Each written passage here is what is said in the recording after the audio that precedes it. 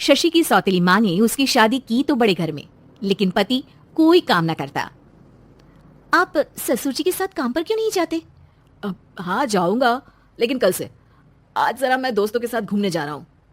शशि के 2 बच्चे होते हैं, लेकिन रमेश का हाल वैसा का वैसा ही रहता है। एक दिन, सुनिए ना, बच्चा रो रहा है, इसके दूध के लिए पैसे नहीं है। अरे तो पिताजी से ले लो ना। क्यों? अगर आप में कमाने की क्षमता नहीं थी तो शादी क्यों की? तभी घर आई बड़ी ननद बोल पड़ती है।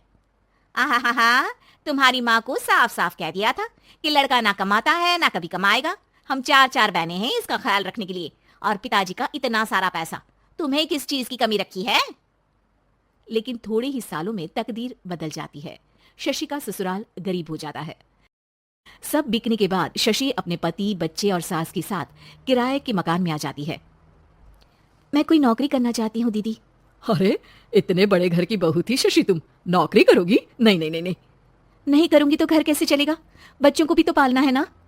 तभी शशि का भाई आ जाता है। शशि, ये ले राशन का सामान, किसी भी तरह की कोई भी जरूरत हो तो बताना। भाई, अब मैं नौकरी करूंगी। देख बहन, वैसे तो मैं तेरे साथ हूं, लेकिन हाँ, मैं ये भी चाहता हूं कि तू अपने पैरों पर खड़ी हो जा। शशि को एक प्ले स्कूल में छोटे बच्चों को संभालने की नौकरी मिल जाती है। एक दिन, शशि, मेरे स्कूल को अब तुम संभाल लो, मैं कुछ दिनों के लिए अपने बेटे के पास जा रही हूं। लेकिन प्ले स्कूल अकेले मैंने कभी नहीं संभाला है। अब ये सब मैं नहीं जानती, इतने महीनों में तूने जो देखा बस पूरे आत्मविश्वास के साथ उसे करना। शशि नीलम के जाने के बाद पूरे 1 महीने उसका स्कूल अकेले संभालती है, और फिर एक दिन आता है जब वो अपना खुद का स्कूल भी खोल लेती है। वाह शशि, तुमने आज मेरा सर गर्व से ऊंचा कर दिया। तुम्हारा यही आत्मविश्वास तुम्हें बहुत आगे ले जाएगा। नीलम, बहुत आगे जाने की चाह नहीं है, बस ये छोटा सा स्कूल मेरे बच्चों की अच्छी शिक्षा में मेरी मदद करे, यही मैं चाहती हूँ। शशि थोड़े थोड़े पैसों से ही अपना परिवार पाल रही थी। एक दिन उसके घर उसकी बड़ी ननद आती है। अरे भाभी, घर में कूलर तो लगा ली थी, मेरी माँ को कैसे पंखे में लिटा रखा है? अरे तो शशि कौन सा एसी लगा कर सो रही है? वो भी तो यहीं रहती है ना मेरे पास।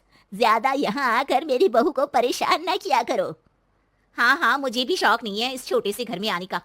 मैं तो बस ये बोलने आई थी कि मेरे बेटे की शादी है तो ननिहाल का जो नेग होता है वो ले आना। हाँ, जितना बनेगा कर देंगे, और ना हुआ ना तो वो भी नहीं करेंगे। तभी शशि बोल पड़ती है। अरे नहीं माँ जी, रीटा घर की बेटी है, उसके ससुराल वाले उससे शादी पर पूछेंगे कि मायके से क्या मिला। रीटा, तुम मुझे सामान की लिस्ट भेज देना, मैं पूरी कोशिश करूंगी कि तुम्हारी हर डिमांड को पूरा करे। अच्छा, मैं खाना लगाती हूँ। शशि ये बोलकर किचन में चली जाती है। धीरे धीरे कर शशि किसी न किसी तरह अपनी सारी ननदों की डिमांड भी पूरी करती, बच्चों की ख्वाहिशें भी, और उनकी पढ़ाई के लिए पैसे जोड़ती। एक दिन जब शशि का बेटा 12वीं पास करके आता है। माँ, अब तुझे काम करने की जरूरत नहीं है, मैं अब कोई ना कोई नौकरी करके पढ़ाई भी साथ कर लिया करूंगा।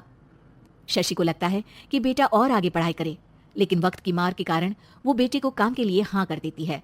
अब बेटा एक बैंक में चपरासी बन जाता है। लड़का देखने में तो बड़ा अच्छा है, अंग्रेजी भी पटर पटर बोलता है, फिर चपरासी क्यों? लड़का सारी बात मैनेजर को बता देता है। अच्छा, तो मैं तुझे एक मौका देता हूँ, तू यहाँ रहकर दूसरे डिपार्टमेंट का भी काम सीख। अगर तू किसी एक का भी काम अच्छे से सीख गया तो मैं तुझे यहाँ टेबल चेयर में बैठने वाली नौकरी दे दूंगा। लेकिन एक दिन शशि की ननद उसे फोन करती है। अरे भाभी, देखो, मायका तो मेरा तुम लोगों से ही है। मैंने आपके बेटे और मेरे भतीजे प्रदीप के लिए यहाँ एक नौकरी देखी है, पूरे 5,000 मिलेंगे। वैसे करता ही क्या है, चपरासी ही तो है ना। कोई बात नहीं रीटा, मैं उसे इस शहर के बाहर नहीं भेजना चाहती हूँ, बाकी वो शाम को आएगा तो मैं पूछ लेती हूँ। वहीं प्रदीप मैनेजर की बात से खुश हो जाता है और मैनेजर के काम पर ही नजर रखने लगता है। वो उनकी तरह के पेपर पढ़ता, काम करता और आने वाले लोगों की बातें सुनता। एक दिन बैंक में ऑडिट वाले आते हैं। ये गलत है, पूरी बैलेंस शीट नहीं मिल रही है, कहीं ना कहीं गड़बड़ है। ए मैनेजर, क्या करते हो? बैंक के पैसों का हिसाब सही नहीं है। मैनेजर के पसीने छूट जाते हैं। तभी प्रदीप वहां जाता है। अब क्या मैं ये बैलेंस शीट देख सकता हूँ? अरे बेटा मजाक नहीं, जाओ पानी लेकर आओ 1 गिलास। प्रदीप मैनेजर को पानी लाकर देता है और फिर ऑडिटर से कहता है, देखिए सर, मैं आपको बता सकता हूँ कि कैसे बैलेंस शीट को आप लोग गलत तरीके से जोड़ रहे हैं। ऐसा बोलकर प्रदीप एक एक कर सारे डाउट क्लियर कर देता है।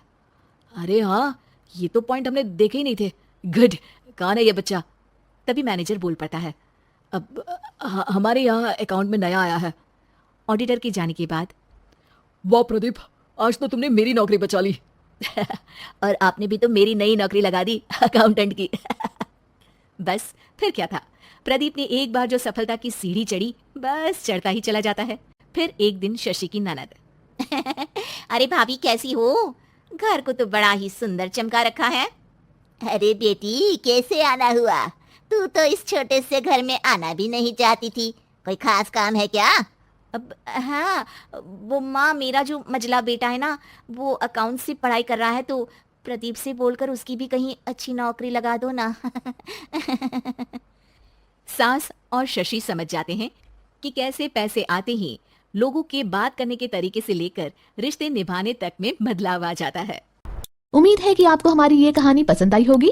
कृपया हमारे चैनल को सब्सक्राइब करें और सभी अपडेट्स के लिए बेल आइकन जरूर क्लिक करें। और हाँ, वीडियो लाइक और शेयर करना मत भूलिएगा। Bye bye.